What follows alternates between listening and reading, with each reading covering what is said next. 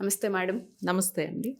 చాలామంది ఆడవాళ్ళు ఏ సమస్యనైనా చెప్పడానికి ముందుకొస్తారు కానీ, ఇంటిమేట్ ఏరియాకి సంబంధించి ఏ చిన్న సమస్య ఉన్నా పెద్దగా ఓపెన్ అవ్వరు. సిగ్గుపడుతూ ఉంటుంటారు. ప్రస్తుతం వాటి వల్ల సమస్యలు ఎక్కువ అవుతున్నాయని చెప్పడం కూడా జరుగుతుంది.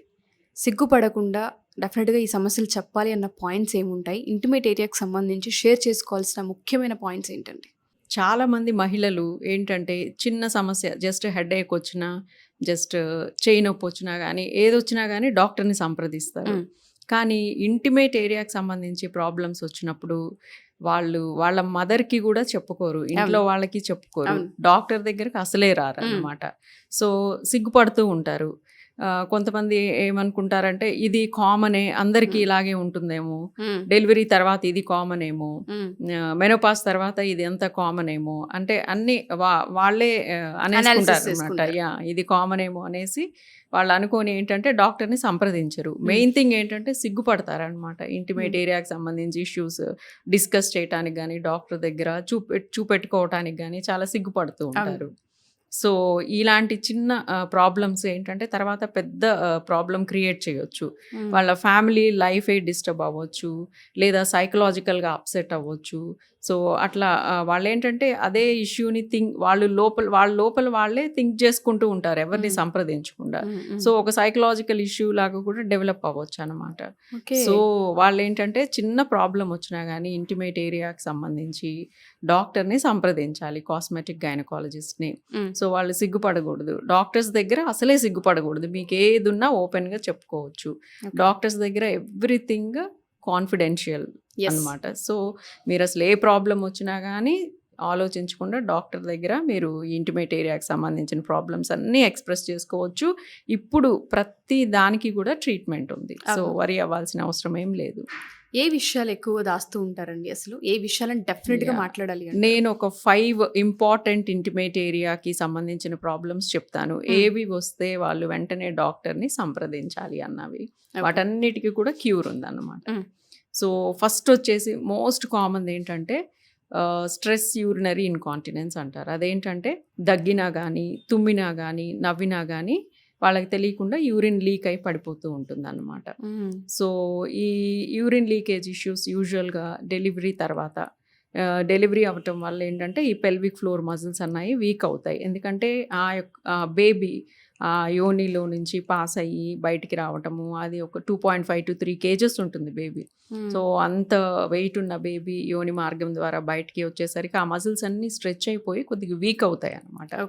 సో వీళ్ళల్లో ఆ యొక్క యూరినరీ ఇన్కాంటినెన్స్ ఇష్యూ రావచ్చు. లేదా విమెన్లో ఏంటంటే మెనోపాజల్ ఏజ్ రీచ్ అయినప్పుడు ఒక 45 years నుంచి ఇంకా మెనోపాజ్ వరకు మన బాడీలో ఎట్లాగైతే ఏజింగ్ చేంజెస్లో మజిల్స్ వీక్ అవుతాయో ఆ పెల్విక్ ఫ్లోర్ మజిల్స్ కూడా వీక్ అవుతూ ఉంటాయి అన్నమాట. సో ఆ మజిల్స్ వీక్ అవటం వల్ల కూడా ఈ యూరినరీ లీకేజ్ ఇష్యూస్ అవుతూ ఉంటాయి. అంతేకాకుండా డెలివరీ టైంలో ఏంటంటే కొద్దిగా బేబీ బయటకు వచ్చేటప్పుడు ఆ మజిల్స్ డ్యామేజ్ అయినప్పుడు కూడా ఆ మజిల్స్ లాగ్స్ అయిపోయి ఈ యూరిన్ లీకేజ్ ఇష్యూస్ వస్తూ ఉంటాయి. సో ఈ సమస్యను ఏంటంటే వాళ్ళు ఎవ్వరికీ చెప్పుకోరు, వాళ్ళలో వాళ్ళే మదన పడుతూ ఉంటారు. ఇంకా వాళ్ళకి ఏంటంటే ఈ యూరిన్ లీక్ అవటం వల్ల వాళ్ళు శానిటరీ ప్యాడ్స్ కానీ టిష్యూస్ కానీ యూజ్ చేస్తూ ఉంటారు.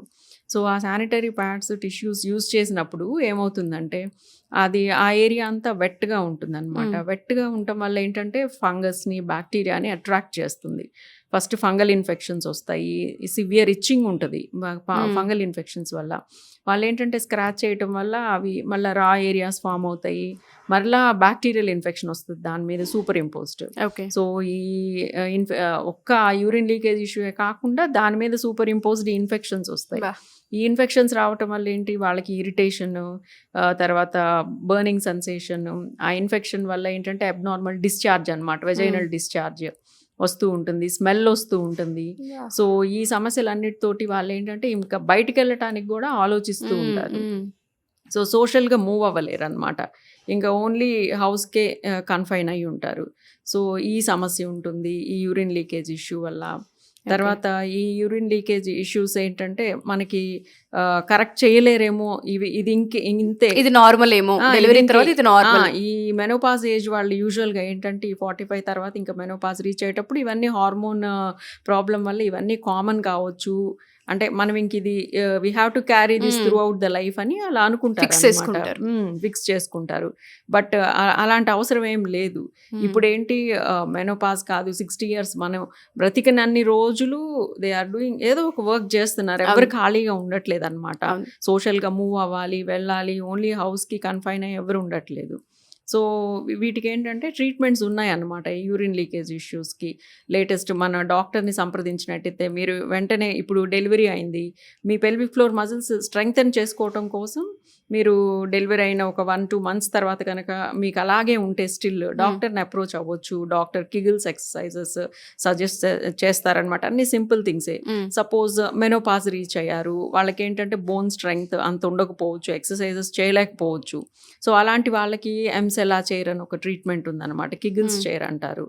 ఆ చైర్లో జస్ట్ వాళ్ళు కూర్చోవటమే, వాళ్ళు ఏం చేయనవసరం లేదు. అదే ఆ కిగిల్స్ ఎక్సర్సైజెస్ హాఫ్ అన్ అవర్లో ఈక్వల్ టు 11,000 కిగిల్స్ ఎక్సర్సైజెస్ పర్ఫామ్ చేస్తుంది. సో ఆ పెల్విక్ ఫ్లోర్ మజిల్స్ అన్ని స్ట్రెంగ్తన్ అయిపోతూ ఉంటాయి అన్నమాట. ఫ్యూ సెషన్స్ తీసుకున్నట్లయితే వాళ్ళకి యూరినరీ ఇన్కాంటినెన్స్ ఇష్యూ నుంచి బయటపడవచ్చు. దాంతోపాటు ఇంకా డిఫరెంట్ ట్రీట్మెంట్స్ ఉన్నాయి అన్నమాట ఈ యొక్క యూరిన్ లీకేజ్. సో ఇది ఒక ప్రాబ్లం మనం అనుకున్న రెడ్ ఫ్లాగ్ ఇంటిమేట్ ఏరియా ఇష్యూస్లో. నెక్స్ట్ ఇష్యూ వచ్చేసేసి ఇంటిమేట్ ఏరియాలో డ్రైనెస్, ఇంటిమేట్ ఏరియా డ్రై అవ్వటం అనమాట. సో యూజువల్గా ఈ మెనోపాజ్ టైంలో ఈస్ట్రోజన్ అన్న హార్మోన్ తక్కువ ఉండటం వల్ల ఇంటిమేట్ ఏరియా డ్రైగా అవుతుంది. ఈ డ్రైనెస్ వల్ల ఏంటంటే, డ్రైనెస్ ఎందుకు వస్తుంది అంటే లోపల ఉన్న సెల్స్ ఏంటంటే యూజువల్గా ఏంటంటే వెజైనల్ ఏరియా ఎప్పుడు వెట్గా ఉండాలి. ఆ సెల్స్ కొన్ని సెక్రీట్ చేస్తూ ఉంటుంది. అది నార్మల్ హెల్దీ వెజైనా. సో ఈ యొక్క సెల్స్ ఎప్పుడైతే సెక్రీషన్స్ మనకి ప్రొడ్యూస్ చేయవో ఆ ఏరియా అంతా డ్రై అయిపోతూ ఉంటుంది. సో వన్స్ డ్రైనెస్ ఉందనుకోండి, ఆ డ్రైనెస్ వల్ల ఏంటంటే ఇరిటేషన్ ఉంటుంది, బర్నింగ్ సెన్సేషన్ ఉంటుంది, అంటే ఇచ్చింగ్ అంటే ఇచ్చింగ్ ఫీలింగ్ ఉంటుంది అనమాట. దానివల్ల స్క్రాచ్ చేశారనుకోండి రా ఏరియా ఫామ్ అవుతుంది, మళ్ళీ ఇన్ఫెక్షన్స్ వస్తూ ఉంటాయి అన్నమాట. బ్యాక్టీరియల్ ఇన్ఫెక్షన్స్, ఫంగల్ ఇన్ఫెక్షన్స్ ఇవన్నీ వస్తూ ఉంటాయి.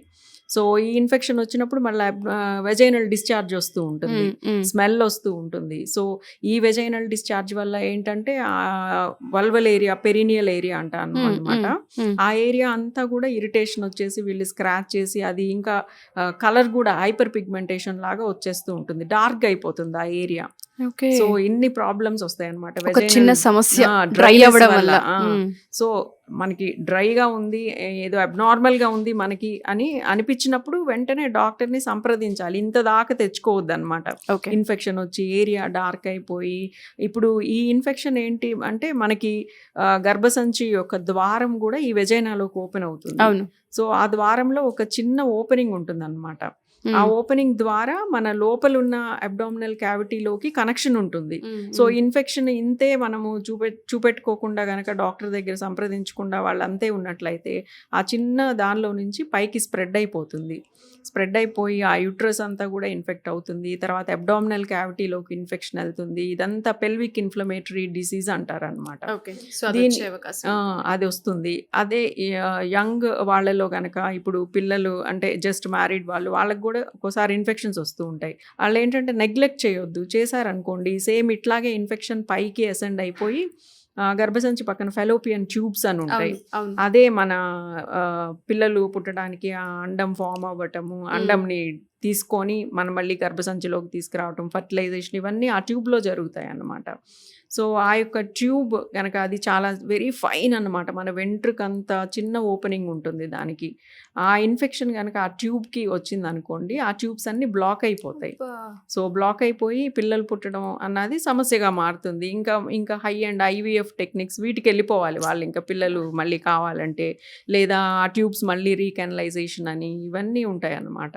సో అంత చిన్న సమస్యని ఇంత పెద్ద దానిలాగా తీసుకురాకూడదు. మీరు వెంటనే డాక్టర్ని సంప్రదిస్తే చిన్న ట్రీట్మెంట్ మెడిసిన్స్ తోటి ఆ ఇన్ఫెక్షన్ అన్నది తగ్గిపోతుంది, ఆ డ్రైనెస్ అన్నది తగ్గిపోతుంది అనమాట. సో ఈ డ్రైనెస్ యూజువల్గా మెనోపాజ్ వాళ్ళకి వస్తుంది కాబట్టి ఈ వెజైనల్ డ్రైనెస్ని తగ్గించడానికి కొన్ని లేజర్స్ కూడా ఉన్నాయన్నమాట. CO2 లేజర్ అని. ఆ ట్రీట్మెంట్ వల్ల ఏంటంటే, ఆ ట్రీట్మెంట్ ఇచ్చినప్పుడు ఆ మ్యూకోజాలో ఏంటంటే రెజువినేషన్ జరుగుతుంది, కొత్తగా సెల్స్ ఫామ్ అవుతాయి అన్నమాట. సో కొత్తగా సెల్స్ ఫామ్ అయినప్పుడు ఆ సెల్స్ నుంచి మంచిగా సెక్రీట్ అయ్యి ఈ యొక్క డ్రైనెస్ ఇవన్నీ కూడా తగ్గిపోతాయి. సో ఈ సమస్యలన్నిటి నుంచి బయటపడవచ్చు. ఓకే. నెక్స్ట్ థర్డ్ వచ్చేసి ఇంటిమేట్ ఏరియా డార్క్నెస్ అనమాట. ఇది చాలా మంది బయటికి చెప్పుకోలేరు, వాళ్ళలో వాళ్ళకి ఎక్కువగా ఉంటుంది. ఇది ఎస్పెషల్లీ ఆఫ్టర్ డెలివరీ ఎక్కువగా చూస్తూ ఉంటారు ఆడవాళ్ళు. సో అదొక డిప్రెషన్లో కూడా వెళ్ళే అవకాశం ఉంటుంది. ఎందుకంటే ఎండ్ ఆఫ్ ద డే అందరం పిల్లల్ని కంటూ ఉంటాం, ఆ స్టేజ్ని చూస్తూ ఉంటుంటారు, ఎక్స్పీరియన్స్ చేస్తూ ఉంటుంటారు. బట్ దీనికి ఒక ట్రీట్మెంట్ ఉంటుందని ఎవరికి తెలియదు. ఫస్ట్ స్టేజ్లో ఎలా ఐడెంటిఫై చేయాలో కూడా తెలియదు.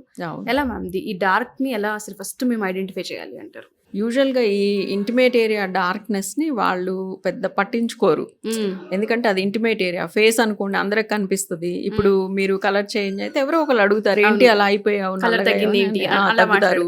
మనమే చూసుకొని we can identify in the mirror, ఇవన్నీ ఉంటాయి.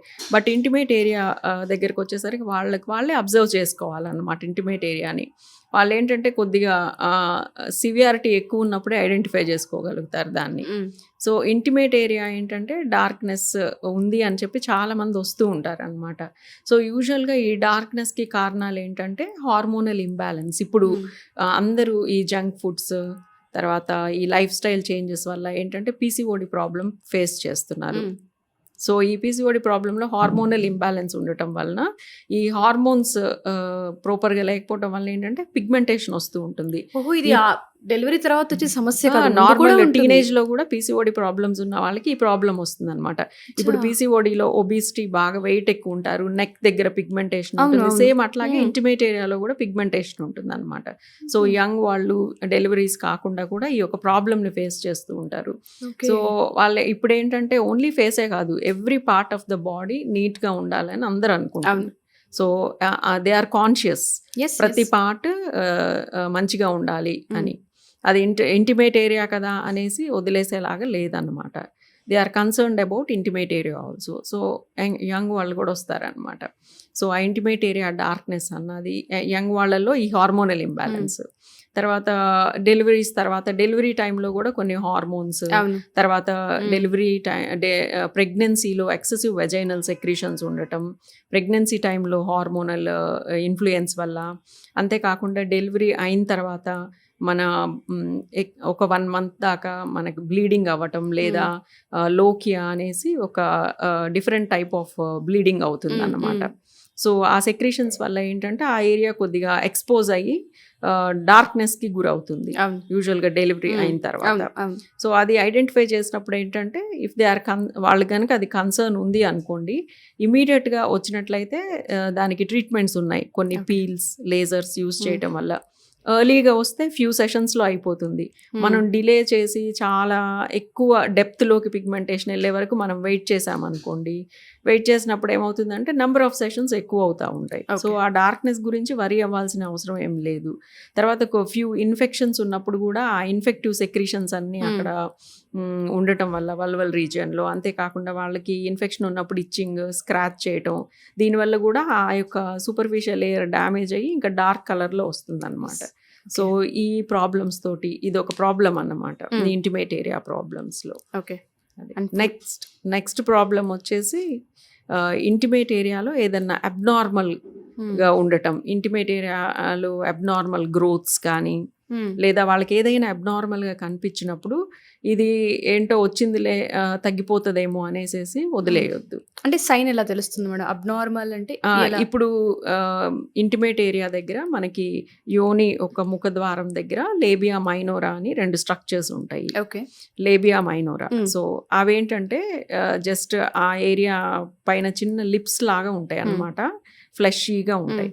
సో ఆ లిప్స్లో ఏంటంటే కొన్ని ప్రాబ్లమ్స్ ఉంటాయి. ఒకవైపు చిన్నగా ఉండటం, ఒకవైపు పెద్దగా ఉండటం, లేదా బోత్ పెద్ద సైజులో ఉండటం. సో వాటి వల్ల ఏంటంటే వాళ్ళకి చాలా డిస్కంఫర్ట్ ఉంటుంది. వాళ్ళు జస్ట్ నార్మల్ వర్క్ నడిచినా కానీ, సైక్లింగ్ చేసినా కానీ, లేదా ఏదైనా ఎక్సర్సైజెస్ కానీ, ఏదైనా నార్మల్ వర్క్ చేసుకున్నప్పుడు అవి ఎక్కువ గ్రోత్ ఉండటం వల్ల ఏంటంటే అది ఫ్రిక్షన్కి గురవుతూ ఉంటాయి అన్నమాట. ఫ్రిక్షన్ అవటం వల్ల ఏంటంటే అవి రా ఏరియా ఫామ్ అవుతుంది. ఆ రా ఏరియా వల్ల ఇన్ఫెక్షన్స్ వస్తూ ఉంటాయి మళ్ళీ దానికి. తర్వాత వాళ్ళు ఏదైనా టైట్ క్లోతింగ్స్, టైట్ జీన్స్ కానీ, స్విమ్ వేర్ కానీ ఇవన్నీ వేసుకున్నప్పుడు ఏంటంటే అవి కొద్దిగా ఎక్కువ సైజు ఉండటం వల్ల అబ్నార్మల్గా కనిపిస్తూ ఉంటాయి అన్నమాట. వాళ్ళకి ఇష్టమైన క్లోతింగ్ వాళ్ళు వేసుకోలేరు. సో ఇటువంటి ప్రాబ్లమ్స్ ఉన్నప్పుడు ఏంటంటే ఇంకా అసలు ఇది మనము కరెక్ట్ చేయలేమేమో, అసలు దీనికి ఇంకా ట్రీట్మెంటే ఉండదేమో అనేసి వాళ్ళు అసలు ఆ యంగ్ ఏజ్లో డిప్రెషన్లోకి వెళ్ళిపోతారు. నేను ఒకళ్ళని చూశాను అనమాట, ఒక పాప 18 years. తర్వాత వాళ్ళు ఏంటంటే తనకి మ్యారేజ్ చేద్దాం అని అనుకుంటున్నారు. సో మ్యారేజ్ చేద్దామని అనుకుంటే తను ఒప్పుకోవట్లేదు అనమాట. అంటే మ్యాచ్ ఎవ్రీథింగ్ ఈజ్ గుడ్, ఇంట్లో అందరికీ ఇష్టమే, బట్ నీకు ఇష్టం లేదా అంటే ఇష్టమే, బట్ నేను చేసుకోను. వాళ్ళకి అర్థం కావటం లేదు ఏంటి అని చెప్పేసి ఇంకా చివరికి అడిగితే ఇంకా చెప్పిందనమాట, ఈ లేబియా మైనోరా అన్నవి పెద్దగా ఉన్నాయని. సో ఇమీడియట్గా వాళ్ళు గూగుల్ చేయగానే నా ఫోన్ నెంబర్ ఉంటే నాకు కాల్ చేసింది పాప, తనే మాట్లాడింది అనమాట. వెంటనే నెక్స్ట్ డేనే వచ్చింది, చూయించుకుంది, ఆ నెక్స్ట్ డేనే సర్జరీ చేయించేసుకుంది, వాటిని కరెక్ట్ చేసేయచ్చు అనమాట. She very happy. వెంటనే ఇప్పుడు మ్యారేజ్ కూడా అయిపోయింది, ఒక చిన్న పాప కూడా పుట్టింది. She in touch with me, మీరే అసలు నా లైఫ్ చేంజ్ చేశారు అని అంటది అనమాట. అట్లా ఆ యొక్క చిన్న ఇష్యూస్ ఉంటాయి. తర్వాత ఆ లేబియా మైనోరా పక్కన లేబియా మేజోరా అని స్ట్రక్చర్ ఉంటుంది అనమాట. దానిలో ఏంటంటే యూజువల్గా ఒక ఫ్యాట్ ప్యాడ్స్ ఉంటాయి అన్నమాట, ఫ్యాట్ ఉంటుంది. అదేంటంటే యంగ్ లుక్ ఇస్తుంది. యూజువల్గా డెలివరీస్ అయిపోయిన తర్వాత మెనోపాస్ టైంలో ఏంటంటే మన బాడీలో ఎలాగైతే మన ఫేస్లో ఏజింగ్లో ఫ్యాట్ పోతుందో అలాగే ఆ లేబియా మెజోరా దగ్గర ఉన్న ఫ్యాట్ కూడా పోతుంది. దానివల్ల ఏంటంటే ఫ్యాట్ పోయినప్పుడు ఇలా రింకిల్స్ లాగా అయిపోతుంది అనమాట స్కిన్. వాళ్ళకి ఇప్పుడు మన ఫేస్లో కనుక రింకిల్స్ ఫామ్ అయ్యి ఏజింగ్ చేంజెస్ కనిపిస్తుంటే మనము కరెక్ట్ చేసుకోవటానికి different treatments, fillers, threads, Botox అవన్నీ తీసుకుంటారు కదా. సేమ్ ఇప్పుడు ఏంటంటే they are concerned about that area also. Okay, ఆ ఏరియాలో అలా ఫోల్డ్స్ లాగా ఫ్యాట్ పోవటం వల్ల అది వాళ్ళు యాక్సెప్ట్ చేయట్లేదు. They want to get corrected అనమాట. అది కూడా కరెక్ట్ చేసుకోవాలనుకుంటున్నారు. ఆ ప్రాబ్లం ఉన్నప్పుడు కూడా అది మళ్ళీ నార్మల్ టెక్స్చర్కి తీసుకురావాలనేసి వస్తారు. సో దానికి సంబంధించిన ట్రీట్మెంట్స్ ఇవన్నీ ఇంటిమేట్ ఏరియాకి సంబంధించిన ట్రీట్మెంట్స్ అనమాట. ఓకే, నెక్స్ట్ వచ్చేసి 5th important the intimate area problem, దాంపత్య జీవితంలో వాళ్ళకి ప్రాబ్లం ఫేస్ చేయటం. ఇది యూజువల్గా ఏంటంటే ఇప్పుడు పెళ్ళైన కొత్తల్లో ఈ ప్రాబ్లం స్టార్ట్ అవుతూ ఉంటుంది అన్నమాట. పెళ్ళైనప్పుడు వీళ్ళు సెక్షువల్ ఇంటర్ కోర్స్ అన్నది స్టార్ట్ చేసినప్పుడు ఏంటంటే అది కంప్లీట్ అవ్వదు ఆ ప్రాసెస్. ఇంటర్ కోర్స్ అన్నది వాళ్ళకి ఏంటంటే యోని దగ్గర ఉన్న మజిల్స్ ఉంటాయి అన్నమాట, వెజైనల్ మజిల్స్ అని. ఆ యొక్క మజిల్స్ ఏంటంటే ఈ సెక్షువల్ ఇంటర్ కోర్స్ స్టార్ట్ చేయగానే అవి మొత్తం కంట్రాక్ట్ అయిపోయి స్పాజంలోకి వెళ్ళిపోతాయి. సో అదంతా క్లోజ్ అయిపోతుంది యోని. సో అది ఇంటర్ కోర్స్ అన్నది కంప్లీట్ అవ్వదు. దానివల్ల ఏంటంటే బోత్ కపుల్ ఇద్దరు బాధపడతారనమాట. అసలు ఎవరికి చెప్పుకోవాలి ఏంటి వాళ్ళకి అర్థం కాదు. అండ్ పెయిన్ కూడా చూసే అవకాశం, ట్రై చేస్తే పెయిన్ వస్తుంది, బట్ అది కంప్లీట్ అవ్వదు ప్రాసెస్. సో అసలు ఏంటి ప్రాబ్లం అన్నది వాళ్ళకి అర్థం కాదు, ఏదో సమ్ మేజర్ ప్రాబ్లం ఉంది అనేసి. తర్వాత వాళ్ళ ఫ్యామిలీ మెంబర్స్కి కూడా, వాళ్ళ పేరెంట్స్కి కూడా చెప్పుకోలేరు, ఇద్దరు చెప్పుకోలేరు. Husband చెప్పుకోలేడు, wife చెప్పుకోలేడు. వాళ్ళే వరీ అవుతూ ఉంటారనమాట. అసలు దీనికి సొల్యూషన్ ఏంటి? నేను ఒక కపుల్ని చూశాను, 5 years దాకా జస్ట్ అలా ఉన్నారు కలిసి అంతే. తర్వాత దే గాట్ డివోర్స్డ్ అనమాట బికాస్ ఆఫ్ దిస్ ఇష్యూ. తర్వాత మళ్ళీ she took A second chance. తన చైల్డ్హుడ్ ఫ్రెండ్ అంటే ఆయన అర్థం చేసుకొని సరే తనంటే ఇష్టం కాబట్టి accepted and took A second chance. So నా దగ్గరికి వచ్చింది, నాకు ఇట్లా ప్రాబ్లం ఉన్నా కానీ నా పరిస్థితి తెలుసుకొని నన్ను యాక్సెప్ట్ చేశాడు మేడం, నేను తను హ్యాపీగా ఉంచాలి, నా ప్రాబ్లం ఇది, మీరు ఏంటో ఇది సొల్యూషన్ ఇవ్వండి అని వచ్చినప్పుడు ఎగ్జామిన్ చేసినప్పుడు తనకి ఒక మజిల్స్ కంట్రాక్షన్లోకి వెళ్తున్నాయి అనమాట. దాన్ని వెజైనిస్మస్ అంటాము. దానికి మనకేం లేదు, జస్ట్ ఆ మజిల్స్ని రిలాక్స్ చేయడానికి ఇంజెక్షన్స్ ఇచ్చామనుకోండి, ఆ మజిల్స్ రిలాక్స్ అయిపోతే just normal sexual inter course అన్నది జరుగుతుంది. సో వెరీ సింపుల్గా ఆ ట్రీట్మెంట్ అయిపోయింది. తను ఇప్పుడు కన్సీవ్ అయింది. ఐఎమ్ వెరీ హ్యాపీ, మీ వల్లే అసలు నేను నా లైఫ్ని మొత్తం చేంజ్ చేశారని తను అంటుంది అనమాట.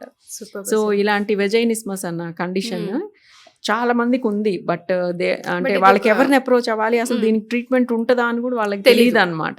నా బాడీయే సపోర్ట్ చేయట్లేదు అన్న పాయింట్, ఏదో డిఫెక్ట్ ఉంది మేజర్, బట్ దీనికి ఇంకా కరెక్ట్ చేయలేరు, ఇంకెప్పటికి ఇంతే అనేసి డిసైడ్ అయిపోతారు. కొంతమంది ఇంకా దీనివల్ల ఏంటి ఇంకా వాళ్ళు ఏదో ఒకటి ఇంకా కలిసి ఉందాము అని డిసైడ్ అయిపోతారు. సో పిల్లలు ఉండరు, ఇన్ఫర్టిలిటీ ఇష్యూస్. సో అప్పుడు ఏంటంటే వీళ్ళు IVF procedure, direct IVF in vitro ఫర్టిలైజేషన్కి వెళ్ళిపోతారు అనమాట. వాళ్ళు ఎనస్థీషియా ఇచ్చేసి ఆ ఫర్టిలైజ్డ్ దాన్ని తెచ్చేసి యూట్రస్లో ఇంప్లాంట్ చేసేస్తారు. సో ఇటువంటివన్నీ ఉంటాయి అన్నమాట. సో ఏవిఎఫ్ దాకా వెళ్ళనవసరం లేదు. కొన్నిసార్లు అసలు ఏంటి అనేది చెక్ చేసుకుంటే అందుకనే ఆడవాళ్ళు ఏంటంటే చిన్న ప్రాబ్లమ్ వచ్చినప్పుడు మీరు ఇది కామనే, ఇది మామూలే అని మీకు మీరు అనేసుకొని ఇంకా కామ్గా ఉండొద్దు. ప్రతి దానికి ఇప్పుడు సొల్యూషన్ ఉంది. చిన్నగా ఉన్నప్పుడే కనుక మీరు డాక్టర్ని సంప్రదించినట్లయితే అది పెద్ద ఇష్యూ కాకుండా సింపుల్గా ట్రీట్మెంట్ అయిపోతుంది అనమాట. ఇప్పుడు మనం అనుకున్నాం కదా ఇంతకుముందు వెజైనల్ ఇన్ఫెక్షన్స్ ఇవన్నీ వస్తూ ఉంటాయని. సో ఆ వెజైనల్ ఇన్ఫెక్షన్స్లో కూడా ఇంతే. ఒక్కొక్కసారి ఏంటంటే మనకి ఈ వెజైనల్ ఇన్ఫెక్షన్లో vaginal secretions, vaginal discharge, smell ఇవన్నీ వస్తూ ఉంటాయి కదా. అది జస్ట్ అక్కడ ఇన్ఫెక్షనే అని అనుకొని వాళ్ళు వెళ్ళేసి ఆయింట్మెంట్ తెచ్చేసుకొని అప్లై చేసుకొని ఆయింట్మెంట్ తోటి రియాక్షన్స్ వచ్చి చిన్నదే కదా అనేసి ఏదో టాబ్లెట్ తెచ్చుకొని వేసుకొని అలా చేయొద్దు. ఎందుకంటే మీరు గైనకాలజిస్ట్ని సంప్రదించారనుకోండి, ఇంటర్నల్ ఎగ్జామినేషన్ చేస్తారు. ఇప్పుడు మన గర్భసంచి యొక్క ముఖద్వారం సర్విక్స్ అంటారు. ఆ సర్విక్స్ యొక్క క్యాన్సర్స్ కూడా రావచ్చు మీరు చిన్న ఇన్ఫెక్షనే కదా అని నెగ్లెక్ట్ చేస్తే. దానిలో ఆ క్యాన్సర్ ఏంటంటే ఫస్ట్ ఒక చిన్న పుండులాగా స్టార్ట్ అవుతుంది ఆ ముఖద్వారం దగ్గర. ఆ పుండులాగా స్టార్ట్ అయినప్పుడు ఈ వెజైనల్ డిశ్చార్జ్ అన్నది ఫస్ట్ సైన్ అన్నమాట. ఈ వైట్ డిశ్చార్జ్ అవ్వటము, ఇరిటేషన్ రావటము, ఇచ్చింగ్, స్క్రాచింగ్ ఇవన్నీ వాళ్ళు ఏంటంటే చిన్న వెజైనల్ ఇన్ఫెక్షన్స్ అనుకొని వదిలేస్తారు. బట్ ప్రాబ్లం అక్కడ సర్విక్స్ దగ్గర ఉండొచ్చు. మనం ఎర్లీ స్టేజెస్లోనే ఆ యొక్క పుండుని మనం గుర్తించామనుకోండి, దానికి సంబంధించిన మెడిసిన్స్ వాడితే తగ్గిపోతుంది. దానికి ట్రీట్మెంట్ ఇవ్వకుండా మనం అంతే వదిలేస్తే ఆ పుండే పెద్దదయ్యి క్యాన్సర్ అయ్యి లాస్ట్ స్టేజెస్లో మనం ఏమి రికవర్ చేయలేని స్టేజ్లో వస్తారనమాట. సో అట్లా తెచ్చుకోవద్దు. సో మీకు ఇంటిమేట్ ఇష్యూస్ ఉంటే మీరేం సిగ్గుపడొద్దు. డాక్టర్లు ఉంది అందుకే కదా, సిగ్గుపడాల్సిన అవసరం ఏం లేదు. వాళ్ళు ఏం ఫీల్ అవ్వరు, మీరు ఏం చెప్పినా కానీ ఫీల్ అవ్వరు. సో మీరు డాక్టర్ని సంప్రదించి సింపుల్ ట్రీట్మెంట్స్ తీసుకొని మీరు రికవర్ అయిపోవచ్చు. మీరు సిగ్గుపడాల్సింది ఏమీ లేదు. అది మాతృస్థానం. సో దానికి ఎక్కువ ఇంపార్టెన్స్ ఇవ్వాలి. సో మీరు ఈ కాస్మెటిక్ గైనకాలజిస్ట్ని సంప్రదించి ఇంటిమేట్ ఏరియా ఇష్యూస్ అన్నిటి నుంచి బయటపడవచ్చు. తప్పకుండా మ్యామ్. ఎవరైతే ఈ వీడియో చూస్తూ ఉంటుంటారో ప్రతి ఉమెన్కి వీడియోని షేర్ చేయండి. సో మేడం చెప్పినట్టుగానే ఇంటిమేట్ ఏరియా అనేది మాతృస్థానం. సో ఫస్ట్ మనం అక్కడే హైజీన్ ఎక్కువ మెయింటైన్ చేయాలి, అక్కడే ఎక్కువ కేర్ తీసుకుంటూ ఉండాలి. మీకు ఎవరికైనా సరే మేడం చెప్పిన ఈ 5 సిమ్టమ్స్ ఏవైతే ఉంటూ ఉంటాయో వీటిలో ఏది మీకు అనిపించినా డెఫినెట్గా అప్రోచ్ అవ్వచ్చు. కింద ఒక నెంబర్ స్క్రోల్ అవుతూ ఉంటుంది, దాన్ని మీరు కాంటాక్ట్ చేయగలిగితే కిరణ్మయి గారే స్వయంగా మీతో మాట్లాడే అవకాశం ఉంటూ ఉంటుంది. అపాయింట్మెంట్ కావాలనుకున్నా మీరు బుక్ చేసుకోవచ్చు. Thank you ma'am. Thank you so much.